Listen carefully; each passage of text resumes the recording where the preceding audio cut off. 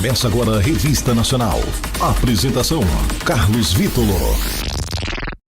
9h16. É hora de entrevista aqui na sua Super Rádio Sindicop.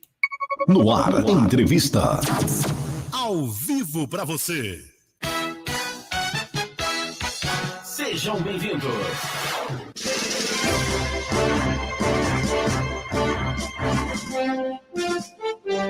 Aí, 9h17, deixa eu tirar aqui a nossa tarja para a gente visualizar bem melhor aqui, né, o nosso convidado. Isso, tirando também aqui a nossa trilha de fundo às 9h17. Agradecendo demais mesmo, viu? A participação do nosso desembargador do Tribunal de Justiça, desembargador substituto do Tribunal de Justiça do Estado de São Paulo, João Marcos Buque. Deixa só primeiro eu saber se ele ouve bem, se está tudo bem o microfone. Muito bom dia, desembargador. Ouve bem? Bom dia, Carlos. Ouço perfeitamente bem e faço a mesma pergunta. Estão me ouvindo? Está tudo bem? Sim, desembargador, estamos ouvindo muito bem, perfeitamente. Olha, eu não tenho palavras, desembargador. A diretoria toda do Sindicato dos Policiais Penais do Estado de São Paulo não tem palavras. A instituição, toda a categoria do nosso estado e do Brasil todo não tem palavras para te agradecer, viu? A gente sabe a sua vida como que é corrida, sabe da sua agenda. Então, para te agradecer aí esse tempo que o senhor se disponibilize em estar participando com a gente aqui. Agradeço também ao Fernando, né, que fez um trabalho excelente, assim, para que o senhor estivesse aqui. Muito obrigado mesmo, viu, desembargador? Imagina, é um prazer, né, estar aqui com todos os ouvintes ou que nos assistem, né, pelos meios, e dizer que é fundamental o trabalho, né, da mídia, do jornalismo, das rádios, para trazer um debate sério, sólido, ponderado, para toda a população em todos os temas, especialmente num tema que nos é tão caro, que diz respeito aos direitos e também o respeito à vida, né, de forma de superação da violência. Então, meus parabéns, estou muito satisfeito, muito honrado de comparecer aqui nesse programa que eu sei que é de enorme audiência e muito importante, inclusive, especialmente para os trabalhadores do sistema prisional, que muitas vezes se veem invisibilizados e não valorizados, não reconhecidos, de forma que é muito importante abordarmos esses temas através desse canal e através desse grande jornalista que é você, Carlos Vítolo. Puxa, muito obrigado. Eu queria, antes da gente entrar nesse tema, né, privatização, eu gostaria, doutor, que o senhor resumisse aí para a gente, né, um pouco sobre a sua entrada na vida da magistratura, e também nós sabemos, né, que o senhor tem livros publicados, né, e aí aproveitar e falar um pouquinho para a gente sobre essa influência da literatura, né, na sua vida aí como magistrado, que, claro, é de extrema importância, né, doutor? A literatura sempre fez parte da minha vida. Eu tive o privilégio, eu digo privilégio, porque num país tão desigual, de tantas opressões, de tanta vulnerabilidade, eu tive o privilégio de nascer no seio de uma família economicamente estável e que tinha na cultura e na literatura algo muito concreto, muito diário para a criação dos filhos, né? E eu, então, nasci e cresci nesse meio com educação e com literatura. Na magistratura, eu ingressei bastante jovem, ingressei com 24 anos, né? Também reconheço que resultado de oportunidades, e eu digo no plural, que me foram ofertadas ao longo da minha vida, possibilitando que eu seguisse nos estudos com dedicação exclusiva, né? Mas eu, assim que ingressei na magistratura, desde a época da faculdade, eu já tinha uma tentativa de consciência política, né? A respeito da sociedade, da nossa formação. E na magistratura, quando eu passei a atuar exclusivamente no sistema de justiça criminal, que foi depois de fazer a minha carreira por comarcas no interior, numa clínica geral, digamos assim, em Santa Catarina, eu acabei atuando, então, numa cidade maior, que se chama Joinville, que é a maior cidade do estado de Santa Catarina, e lá eu passei a atuar exclusivamente no sistema de justiça criminal como juiz criminal, julgando, né? Então, eu atuava muito em crimes contra a administração pública, inclusive, né? Julgando dignitários, julgando crimes de corrupção, desvio de verbas e tudo mais. E outros crimes violentos, como sequestros, né? Latrocínios, coisas difíceis, né? Difíceis de se lidar, mas para o qual um magistrado deve estar preparado. Porém, a partir de 2012, então, há 11 anos atrás, eu passei a atuar com exclusividade na execução penal.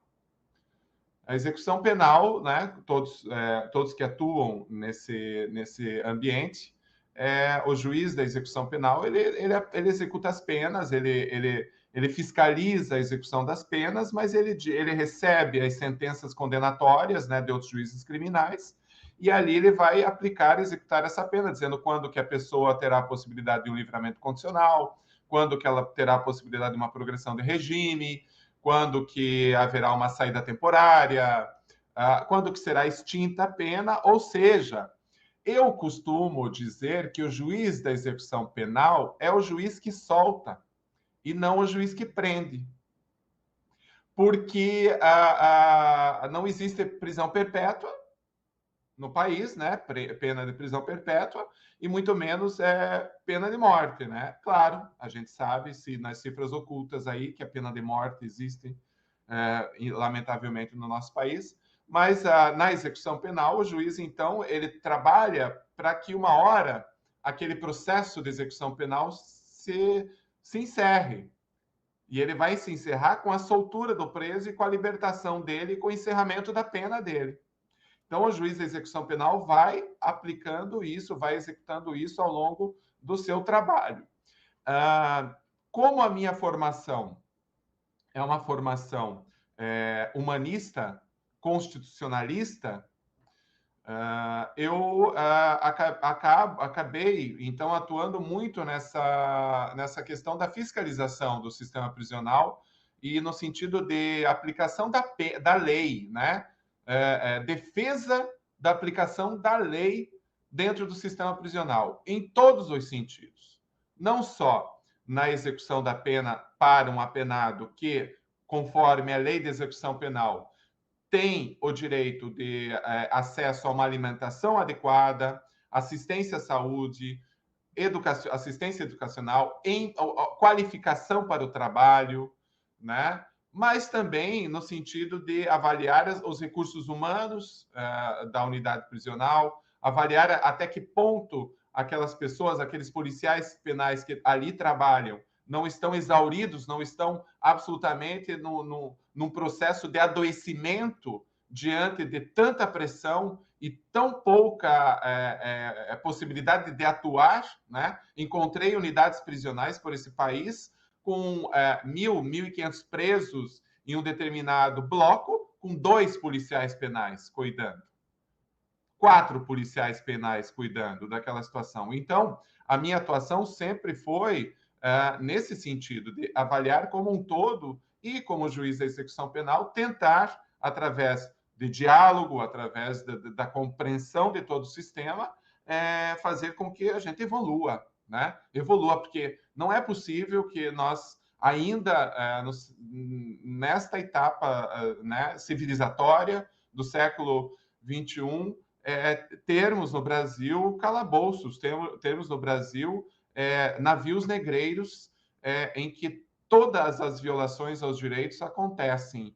E quando eu digo isso, eu não estou responsabilizando determinado órgão, determinado poder do Estado, mas sim o Estado como um todo, judiciário, legislativo, executivo, que não tem percebido a gravidade de toda essa problemática. E aí, Carlos, quando eu falo sobre literatura, eu também, através de tentativas de redução de danos, né? Redução de danos, porque é muito difícil evoluir nesse sistema, fomentei projetos de literatura, né, por onde eu atuei, no sentido de fazer com que a população prisional tivesse acesso aos livros, conseguisse, através da leitura, se ressignificar, se reconstruir, né, através das experiências literárias, e acabei, então, fazendo com que isso acontecesse, assim, em unidades prisionais, como, por exemplo, o Complexo Prisional de Joinville, onde eu não estou mais, porque agora eu estou no Tribunal de Justiça como desembargador, mas no período que eu atuei lá, fazendo com que, por exemplo, num complexo de 2.500 presos, cerca de 1.500 a 2.000 livros entrassem nas celas mensalmente. 1.500 a 2.000 livros entrando nas celas, com os presos lendo, fazendo suas resenhas, 1.500, 2.000 resenhas mensais, e aí demanda de toda uma estrutura, um fluxo de trabalho, né, para avaliação dessas resenhas, mas isso significou que os presos acabaram respirando literatura e perceptivelmente melhorando a qualidade de vida para todos ali, inclusive para os trabalhadores, porque a pessoa que lê, ela consegue compreender melhor, consegue se comunicar melhor e consegue dialogar melhor, e a vida com diálogo e comunicação é sempre menos dura. Gente, já começou aqui o desembargador dando uma aula para a gente, viu? Como é bom conversar com quem conhece, né? Desembargador, já está com a gente aqui também o presidente do Sindicop, do Sindicato dos Policiais Penais, eu vou subir ele com a gente aqui, o Gilson Barreto, cumprimentando o desembargador. Bom dia, Gilson. Bom dia, Carlos. Bom dia, doutor João. É um prazer participar aqui, né? Ouvintes da Rádio Sindicop aí. Já ouvi a fala do doutor aqui. Já de antemão quero dar os parabéns, né? Muito importante quando pessoas do judiciário, da execução, têm essa visão, assim como a desembargadora na semana passada no encontro que tivemos em Santa Catarina. Porque nós precisamos de sentir esse reconhecimento através das autoridades da execução da pena, né? E quando vemos pessoas com essa visão que o doutor acabou de passar aqui, é muito importante, porque nós sabemos o quão difícil é trabalhar com a execução da pena para todos, né?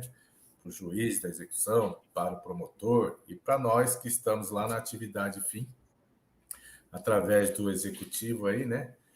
Vivendo essa realidade que o doutor acabou de falar. Pavilhões aí com 600, 800 presos, entre dois raios, né, que a gente fala aqui em São Paulo, 2 alas, 1.500 unidades com mais de 2.000 presos, 2.500. Assim, só para quem vive e convive dentro desse ambiente que sabe valorar essa realidade, e eu fico muito grato de ver isso na visão do desembargador. Por hora, acho que é isso, Carlos. Tá joia. Bom, então agora, entrando mais especificamente no nosso tema, se você quiser fazer uma pergunta aí, o pessoal que está no aplicativo aí, temos mais de 800 pessoas acompanhando pelo aplicativo, se quiser migrar também para o Facebook ou para o YouTube, também fique à vontade, pode fazer a sua pergunta também pelos comentários. Bom, doutor, mais especificamente, então, agora falando de privatização das unidades prisionais, me corrija se eu estiver errado, hoje em torno aí no Brasil de 850, 830, 850 mil presos, né, por aí, às vezes tem alguma variação, né, o Brasil estando aí entre os países com maior número, inclusive, né, mas eu gostaria que o senhor falasse para a gente sobre o tema, que o senhor ficasse bem à vontade, assim, fazer sua exposição, suas questões, e aí depois a gente entra com alguma pergunta que os nossos ouvintes, né, o pessoal tiver, o presidente Gilson também, fica à vontade, viu, doutor? Muito obrigado. Tá certo. Então, cumprimento aí o Gilson, né? Um grande abraço e saiba, Gilson, que é o meu respeito pelos profissionais e pelos trabalhadores do sistema prisional.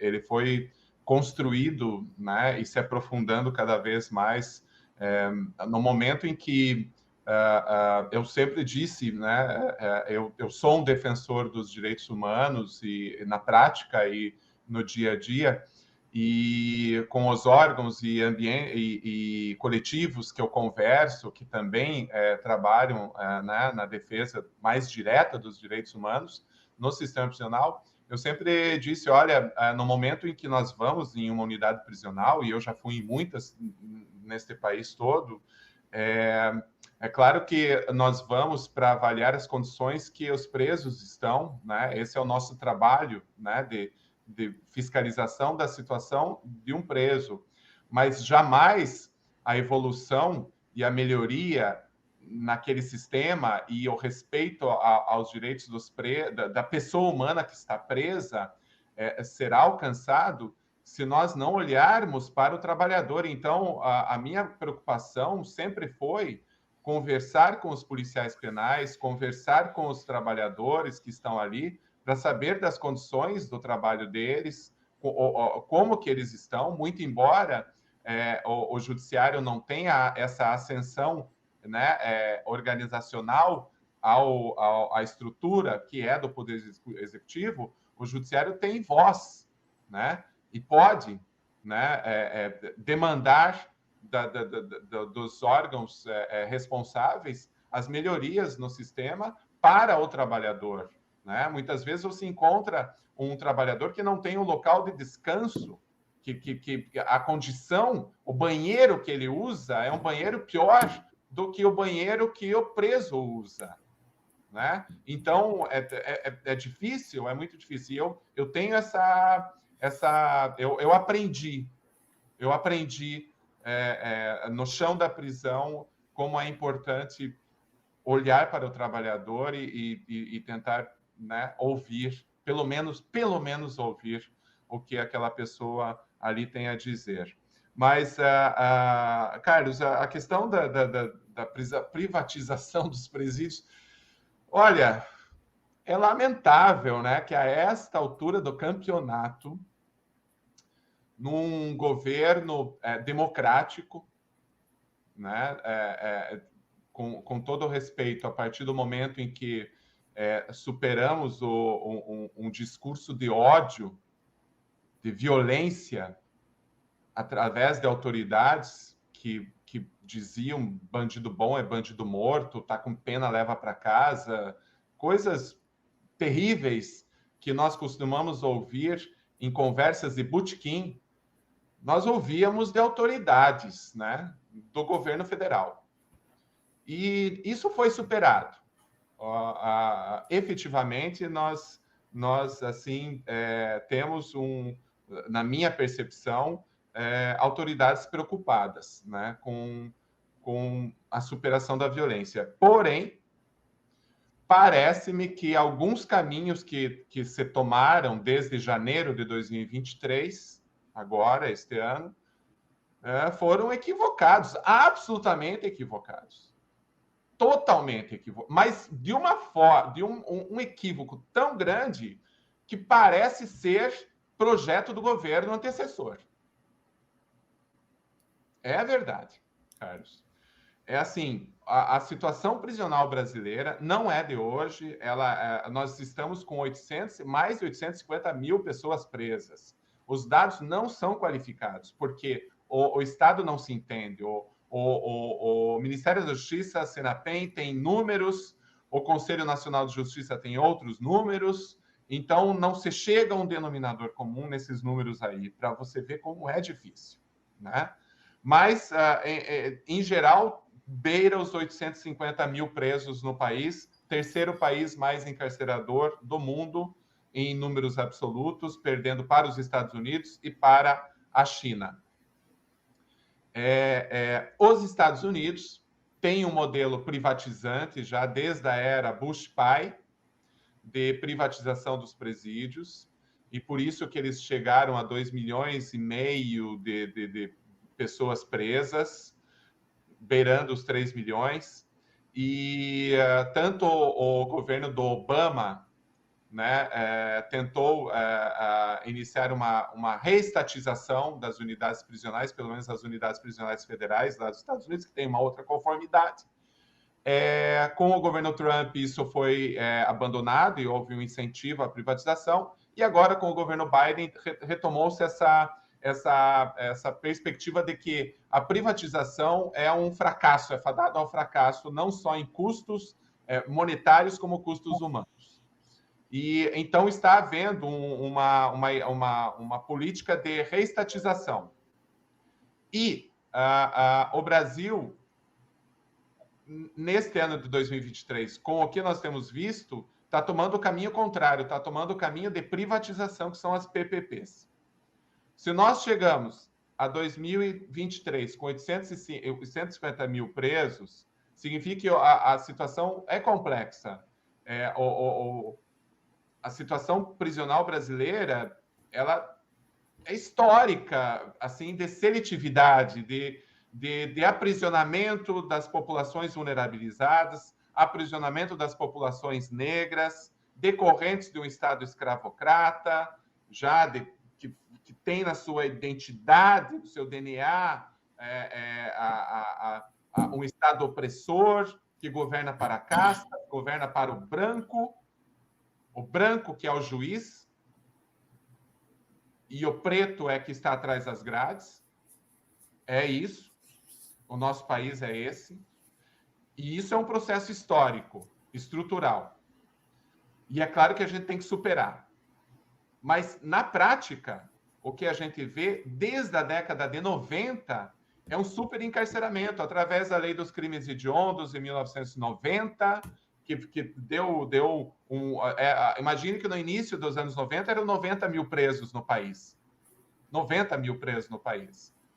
Nós estamos com 850 mil presos no país. Mas vem desde a Lei dos Crimes Hediondos, em 2006 a Lei Antidrogas, que visa, né, tentar combater a questão do tráfico, mas essa é outra questão. A Lei Antidrogas apenas evoluiu no superencarceramento, aí a taxa de encarceramento foi para a estratosfera, e o pacote anticrime do governo passado chancelou todo esse horror, aumentando penas, dificultando as progressões e tudo mais.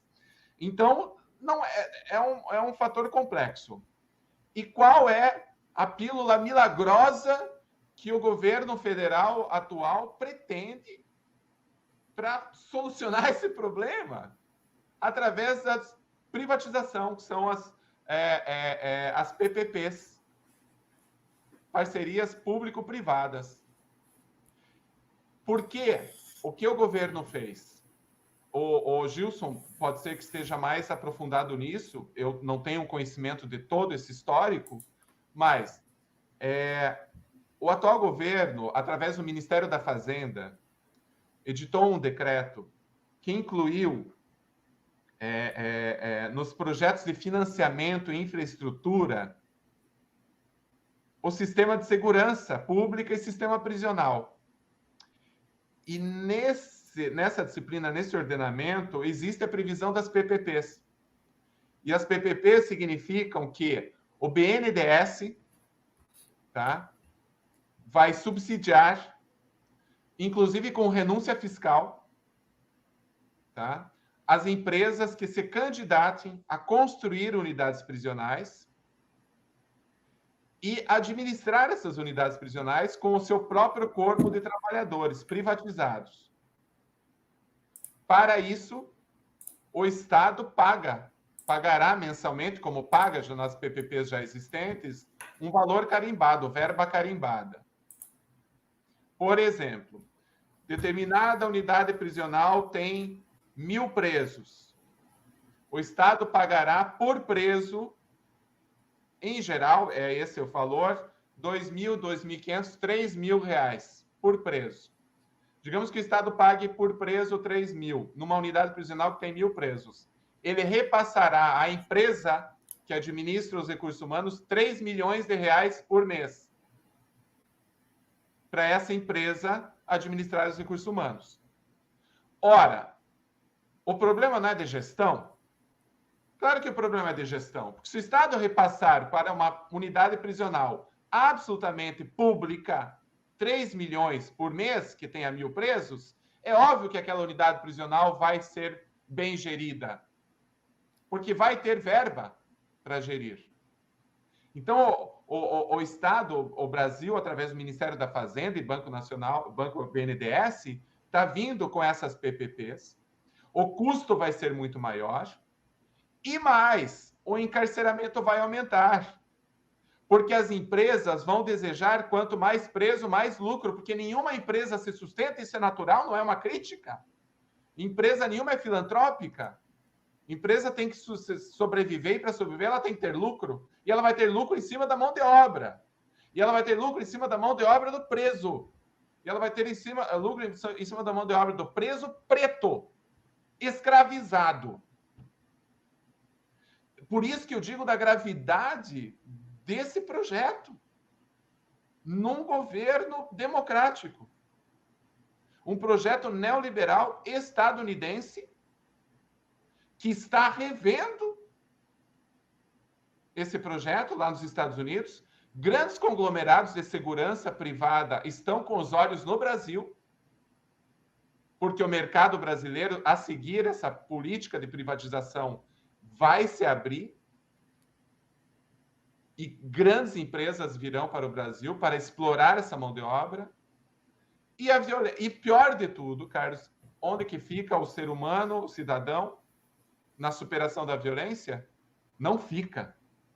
Vai sofrer de mais violência ainda. Então, é muito grave, Carlos, isso que nós estamos vendo. Existem movimentos coletivos que estão tentando sensibilizar o Ministério da Fazenda, o Ministério da Justiça e o Ministério dos Direitos Humanos. O ministro, pelo que eu vi pelos jornais, o ministro Silvio Almeida já declarou que é contrário a esse projeto, mas nós temos que agora aguardar um posicionamento oficial, porque isso é muito através de meios de comunicação.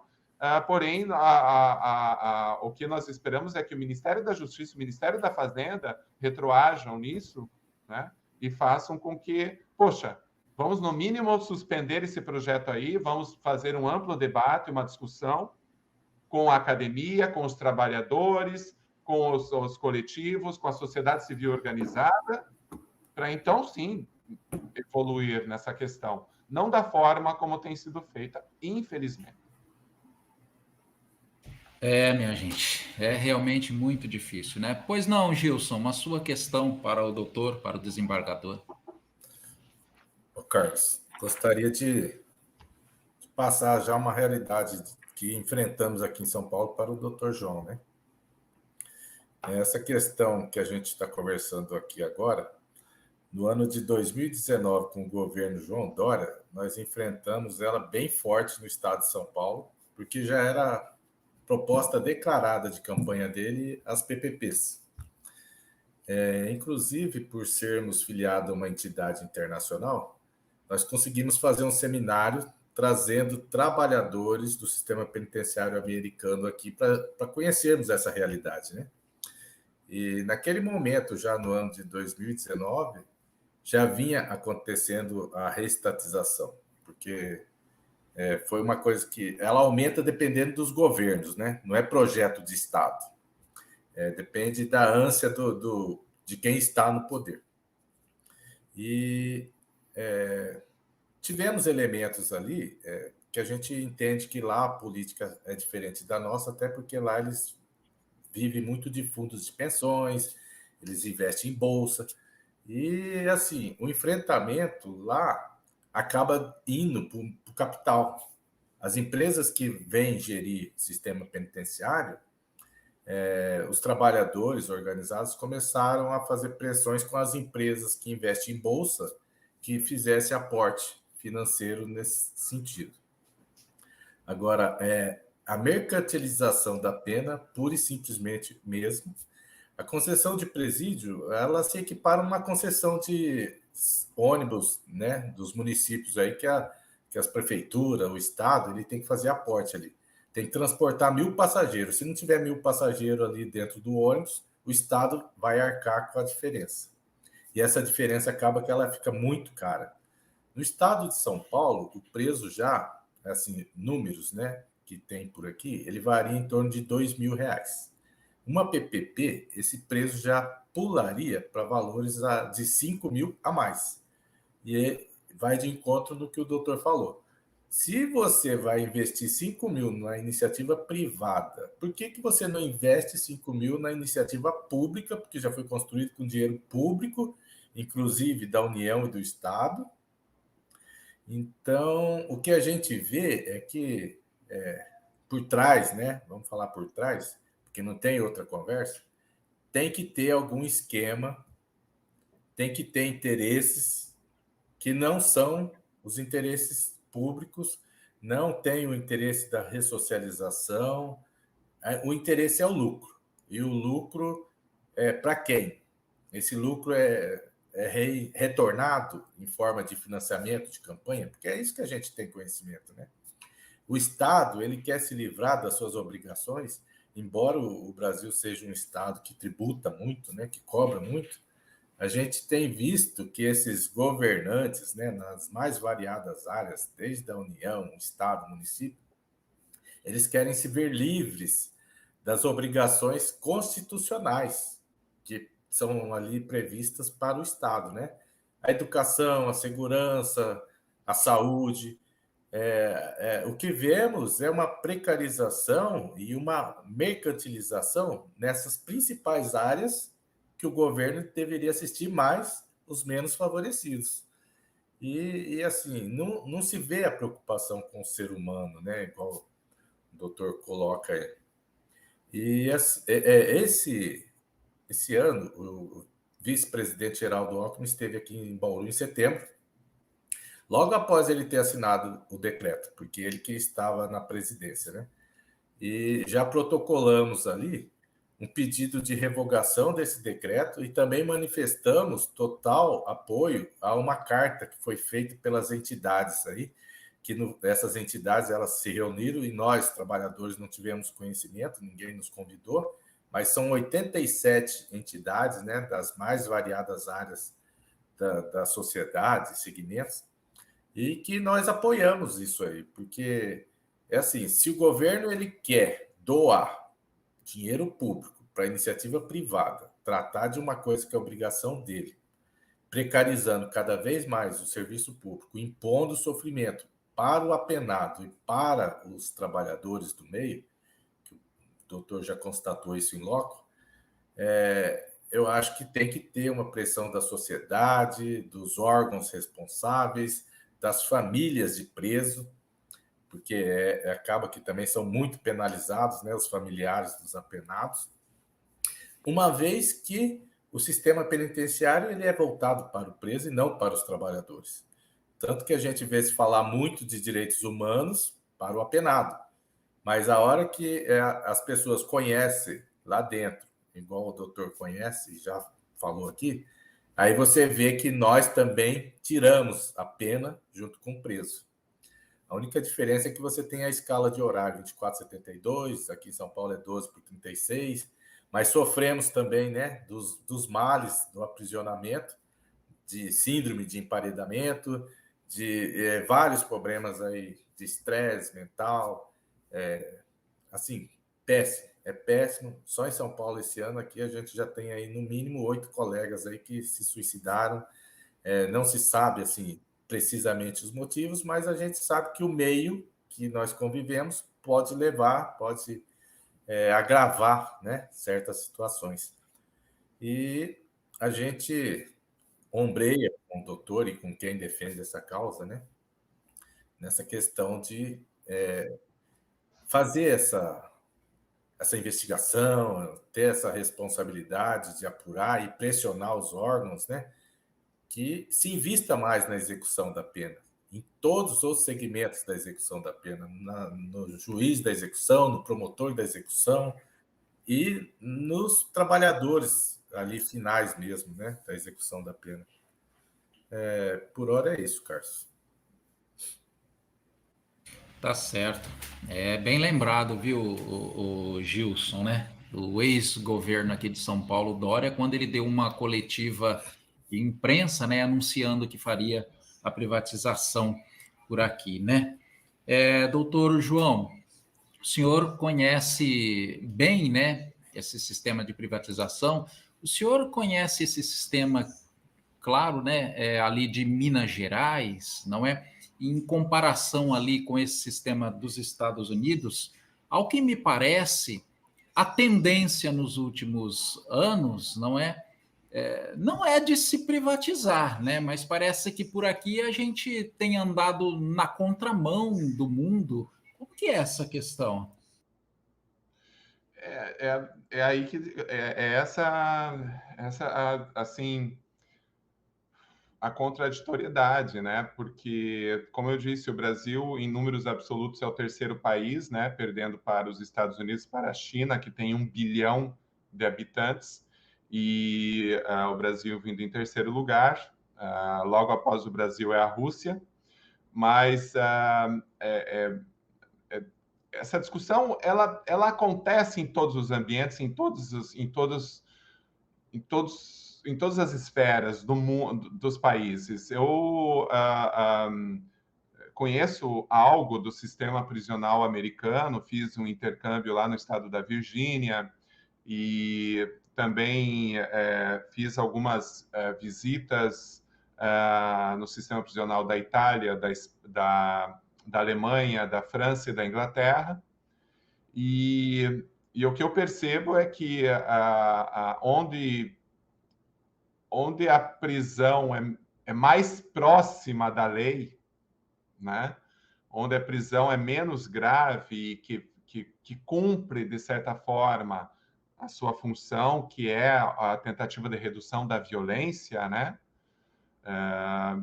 Eu diria que seriam nos países que não adotam a política de tolerância zero com referência às drogas, né?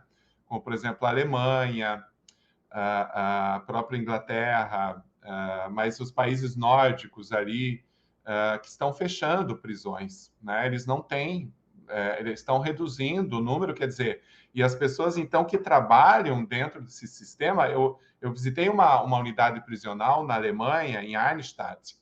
Ela era uma penitenciária de penas de apenados por crimes graves, de homicídio, de roubo à mão armada e tudo mais, em geral mais jovens, os detentos mais jovens, dos seus 21 a 25, 28 anos, que tinham 250 presos, cada preso com o seu quarto individual, sua cama, guarda-roupinha, televisor, geladeira, né? Telefone, para poder telefonar para a mulher, para o filho e tudo mais. Aprendiam gastronomia, aprendiam a tecnologia da indústria automobilística alemã, de ponta. E eu perguntei para a diretora se ela se sentia satisfeita, né, feliz com o trabalho que ela realizava. E nós estávamos sentados assim numa pracinha dentro da unidade prisional. Ela só fez assim, disse assim: como que eu não vou me sentir feliz por trabalhar num ambiente desses e perceber que as pessoas que passam por aqui, quando forem embora, elas irão de uma forma melhor do que quando entraram, né? Então, não é romantismo isso, não. Isso é possível. Porém, o Brasil não está compreendendo isso ainda, não compreendeu que a forma de superação da violência não é com o puro encarceramento. O encarceramento é o início do problema, é a consequência, né? Então, a gente tem que ir nas outras estruturas, na educação de base, na valorização das instituições, na educação, no saneamento, na empregabilidade, na habitação, na cultura, no lazer, nas oportunidades seguidas e seguidas e seguidas para essa juventude, para que essa juventude não vá para a margem e não seja jogada depois num sistema prisional sucateado. Então, a ótica equivocada do país é achar que... Eu não sei se é uma ótica equivocada, se não é um projeto de necropolítica, mas é defender a ideia de que nós, um dia, com esse superencarceramento, teremos unidades prisionais condignas, com o número de trabalhadores o suficiente, com números de camas o suficiente, com qualificação para o trabalho suficiente, acesso à educação suficiente. Com esse número de presos, não existirá. Não vai acontecer. O cálculo é matemático, né? Não vai acontecer. O Brasil não tem dinheiro para isso. E mesmo que tenha privatização, como o Gilson muito bem colocou, o custo é maior para o Estado brasileiro. Então, o caminho que o Brasil, infelizmente, não tomou ainda, e eu acreditava que com o atual governo seria tomado, é de uma política de evitar encarceramento, reduzir o encarceramento, e a partir do momento que nós tenhamos um número adequado, nós vamos ter um número adequado de trabalhadores que conseguirão fazer o seu trabalho, que hoje em dia não consegue. Carlos, Gilson, você entra numa unidade prisional dizendo assim, vamos trazer um projeto aqui de teatro, né? Tem um grupo de teatro muito famoso que gostaria de fazer um trabalho aqui de cultura com os presos e tal. Você olha para o trabalhador, para o policial penal, ele só suspira. Ele diz assim, nós não temos tempo aqui nem para fazer a movimentação para o banho de sol. Você acha que nós teremos tempo para receber uma equipe de teatro, fazer uma estrutura de segurança, todo um projeto? Não vai existir. A gente está sobrevivendo aqui dentro. Então, enquanto a gente não pensar em redução do encarceramento, na minha opinião, para que a situação se normalize, nas unidades prisionais pelo país, que eu já tive, mesmo públicas, algumas poucas, no Amazonas tem em Itacoatiara, se eu não me engano, a unidade prisional lá perto, mais para o norte de Manaus. Tem 200 vagas e tem 200 presos. E lá a situação é menos grave. Você vê ali todo mundo trabalhando, os presos se circulando. A partir disso é que a gente consegue evoluir. Nesse superencarceramento não vai acontecer. E aí o Brasil, o governo, no lugar de ir por essa política humana, está pensando em privatizar. Quando, na realidade, a privatização vai ser um custo muito maior e vai ter uma violência muito maior sobre, inclusive, o preso. Pois é. Doutor João, desembargador, a gente ficaria aqui te ouvindo uma semana ou mais, viu? Sem parar. A gente sabe, né, dos seus compromissos. Eu prometi que até às 10 horas o senhor seria liberado, são pontualmente 10 horas. A gente quer te agradecer demais pelas suas contribuições extremamente ricas. O pessoal fazendo perguntas aqui, fazendo elogios pelas tuas falas, viu? Parabéns mesmo, quero te agradecer, né, ao seu assessor, né, ao Fernando, por toda a colaboração que ele fez aí com a gente, viu? E olha, estamos sempre por aqui, à sua disposição, a hora que quiser. A Rádio Sindicop, ela é sua. Muito obrigado, viu, doutor? Mais um minutinho aí para o senhor finalizar a sua fala, viu? Desde já agradecemos demais. Obrigado, Carlos, Gilson. É um prazer, como eu disse, conversar com vocês aqui. Eu lembro que, ainda que tudo seja tão grave, o fato de nós conversarmos e trazermos essas indignações e trazermos essas ideias, essas ponderações, significa que nós ainda acreditamos. Tem um livro do Hemingway, que é Por Quem os Sinos Dobram. Tem uma passagem que diz em que o revolucionário lá está lá, porque eles têm que explodir uma ponte lá na guerra civil e tal, e o líder ali, ele vai dando as estratégias e tem uma pessoa ali que critica tudo, levanta o braço e diz assim, isso não vai dar certo, tem que ser assim, não pode ser assim, e tal. Aí termina a reunião e ele conversa com outros assim, me preocupa fulano de tal, porque ele está muito resistente, ele tá criticando muito, ele está colocando muitos empecilhos. E outro falou assim, você deve se preocupar quando ele ficar em silêncio. Aí sim você se preocupa. Então, enquanto nós estamos trazendo essas questões, enquanto nós estamos tentando levar essa preocupação ao governo federal, significa que nós acreditamos ainda que nós podemos ter um país democrático, com direitos e responsabilidades, e que assuma o seu papel perante as pessoas que estão presas e perante os trabalhadores que atuam com essas pessoas que estão presas. Esse é o projeto de nação que nós queremos, e eu tenho certeza que nós vamos conseguir, através, inclusive, de programas como esse, Carlos, que a gente consegue dialogar com um pouquinho mais de profundidade sobre coisas tão importantes para a nossa vida, tá? Mas muito obrigado mais uma vez e estou bem à disposição, tá, Carlos e Gilson? Ok. Antes do senhor sair só, doutor, deixa eu subir aqui o Ferdinando Gregório, ele é presidente da AGPEM Brasil. Ele vai dar um bom dia para o senhor aí, ó. Ferdinando, bom dia, meu querido. Tudo bem? Uma saudação aí para o doutor. Você que fez a intermediação aí, né, para que ele estivesse com a gente. Bom dia, Ferdinando. Bom dia, Carlos. Tudo bem? Bom dia, Gilson. Obrigado pelo espaço. Bom dia, doutor João Marcos. É uma honra poder repartir esse espaço, mesmo que curto com o doutor, a sua expertise em loco dentro do sistema penal, não só em questão teórica, mas prática, né? Atuando com muito brilhantismo dentro da execução penal catarinense, e a gente sabe das suas participações por todo o Brasil e toda a bagagem que o doutor tem é extremamente importante que as pessoas possam conhecer alguém como o senhor, que traz esse conhecimento amplo, vasto, para que a gente possa também aprender, compartilhar e levar adiante essa ideia, né? Uma temática de privatização do sistema penal é muito preocupante, né? Porque ela acaba sendo uma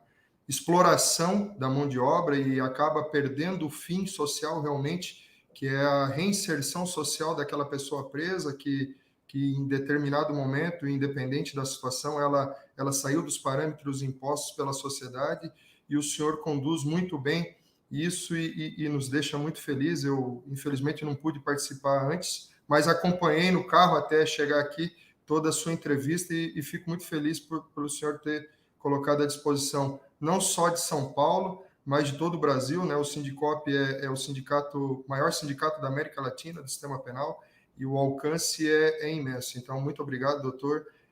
Fico feliz demais de poder vê-lo, ouvi-lo mais uma vez.